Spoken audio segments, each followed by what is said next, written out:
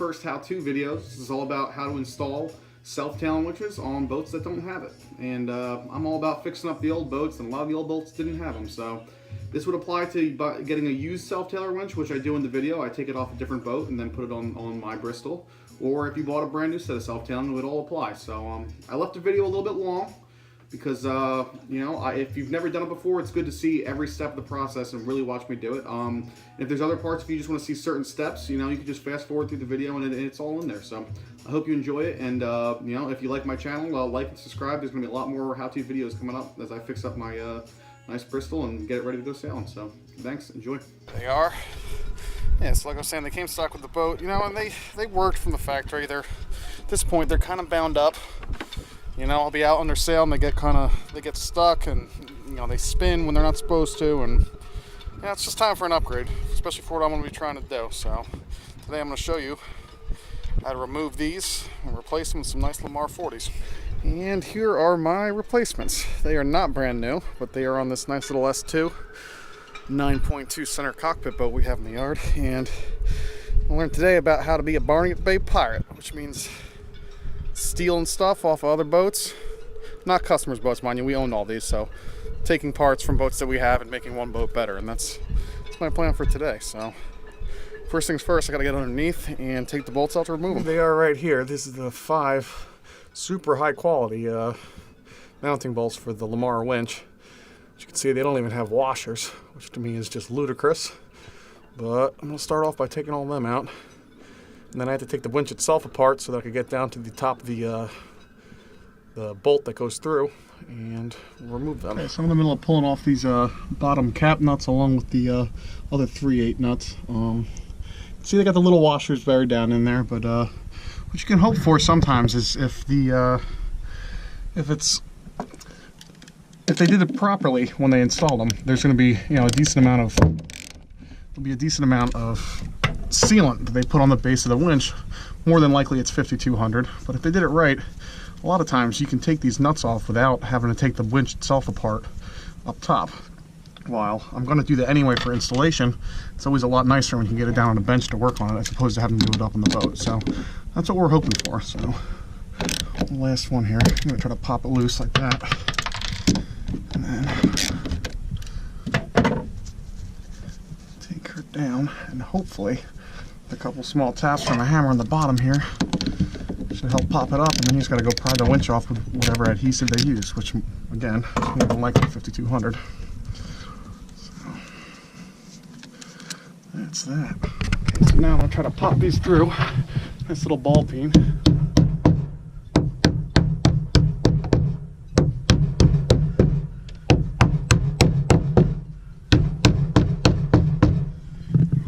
On the top side, I'm starting to loosen up the winch some.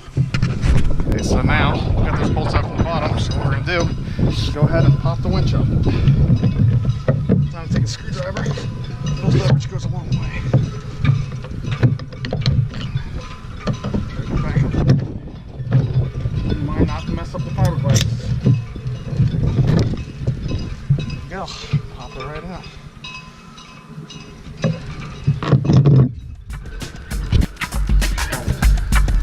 So, I'm going to do the same thing here with the Bristol. See, got these little holes. These are 5 screws, and you can also see there's an awful lot of pressure that goes on these winches with these gentleman sheets. So, I'm also going to do a backing plate, because that's what I'm going to do when I install the winches. Now, it's time to take these off as we did the others.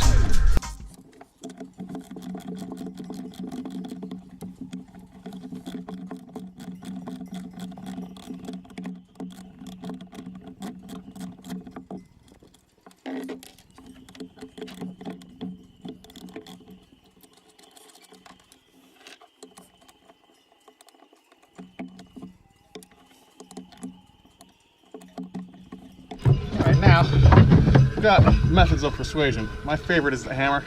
A nice pry bar always works too. So try to tap them through. Yeah,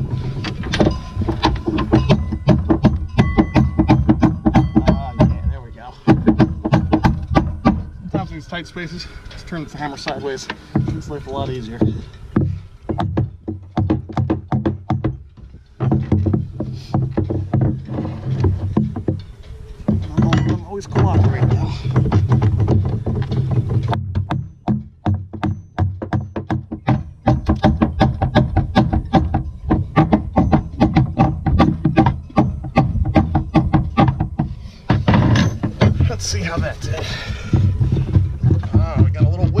see, I like wiggle, because wiggle means I can get my screwdriver underneath.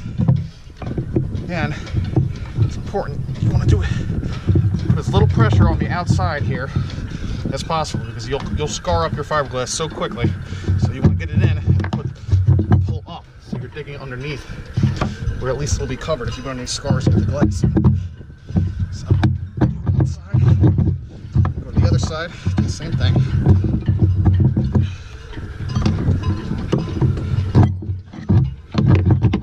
Almost there.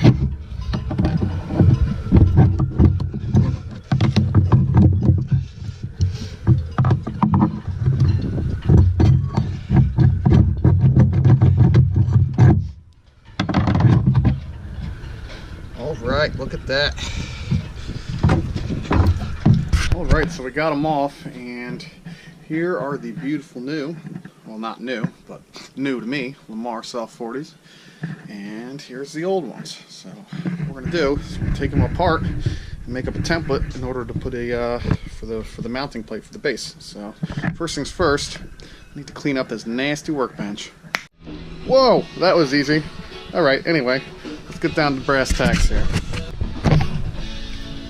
There's two different types of winches. They both go together differently. Let me turn the music down a little bit here. Now, one key of a good shop is you always have to have reggae playing somewhere, because when things go wrong, it just keeps you right, Mom. You know what I'm saying? So I'm going to start off by taking out these top 4 Allen keys right here.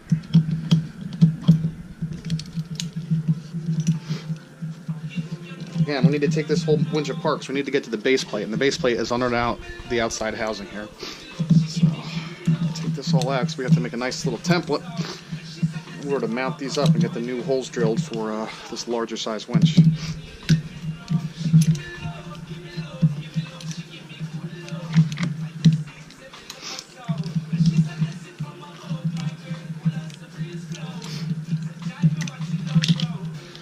Alright.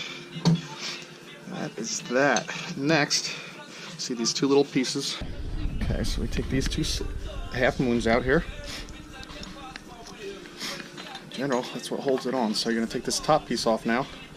This just pops off. And what's nice about these self-tailors is you can adjust however your winch is mounted. You can adjust it so that the tail piece of line comes back to where you like it, which is a really nice feature. You do that, and then a whole lot of casing comes out. And we're down to the base here. Look how gross she is. She's going to need a nice cleaning. What that gives us access to, though, is all these screw holes here. And we get to get a nice template out of.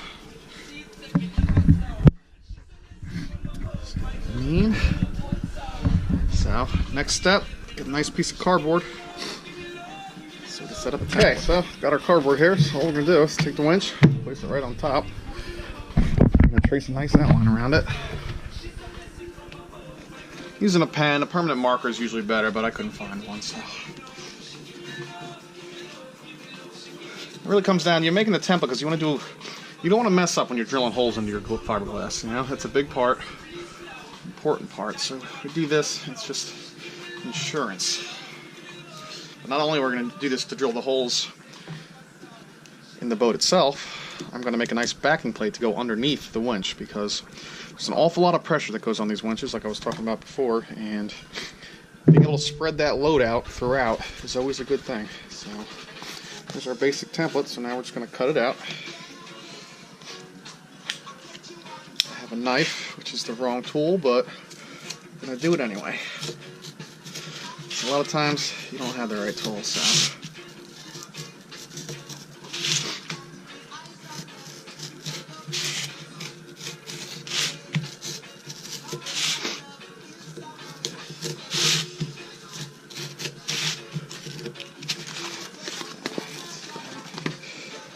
Through.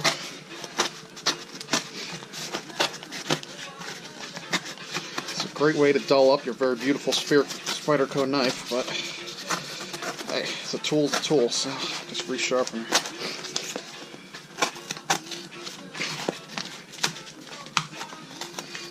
Boom, there we go.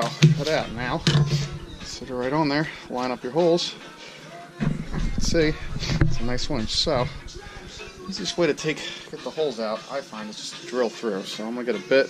Alright, so there's other ways to do this, but I like power tools, so drill the hole. And if you have a shitty old bench like I do, you don't really care if you make a hole in it.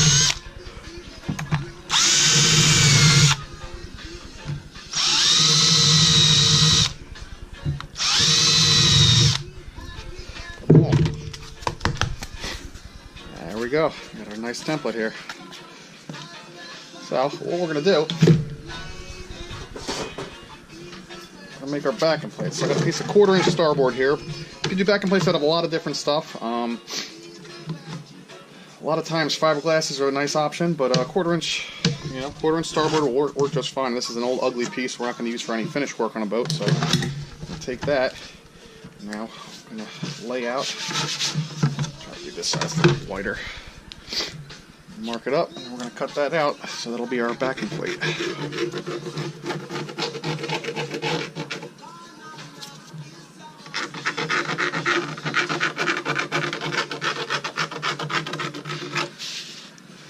we go.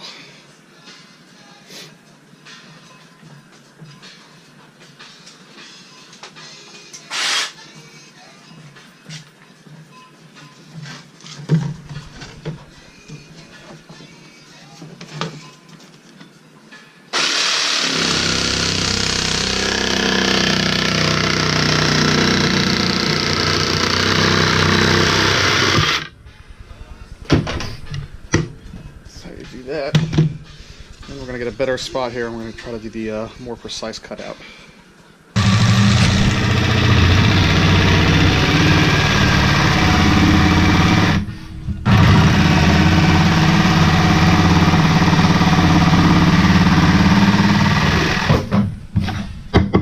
Voila! Simple, sweet, to the point. That's all you really need. Next, we're going to go on there. Now, if you have a big bandsaw, you can take this and, smooth it out and everything. What I'm going to do first, though, is drill the holes, because I have to go up on the boat and see if this actually fits underneath in the compartment I'm going to put it in. I have kind of a feeling that's going to be hard, so let's see what happens. Hello, I'm Mike Lindell, inventor of my pillow. Just like all of you, I had trouble sleeping. I tried every pillow out there and nothing worked. That's why over 10 years ago,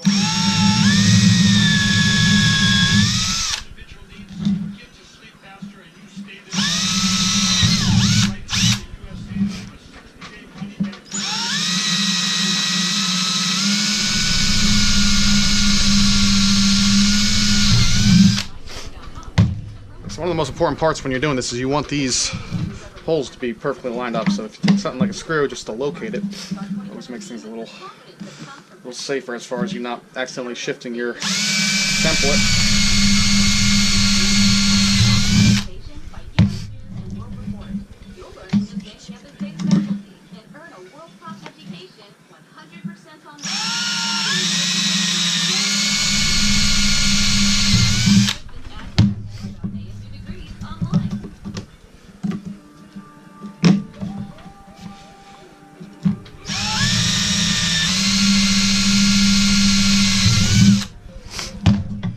Go. So, as you can see, we have a nice little backing plate. We'll go on the underside here of the winch in between the fiberglass that you're mounted on. So, along with washers, it's going to help spread that load out, because again, there's a lot of pressure on these, especially on the old boats with the fiberglass. You want to try to disperse that as much as possible. A lot of boats don't have that, but if you can make it and make it work, it's really worth the little extra effort.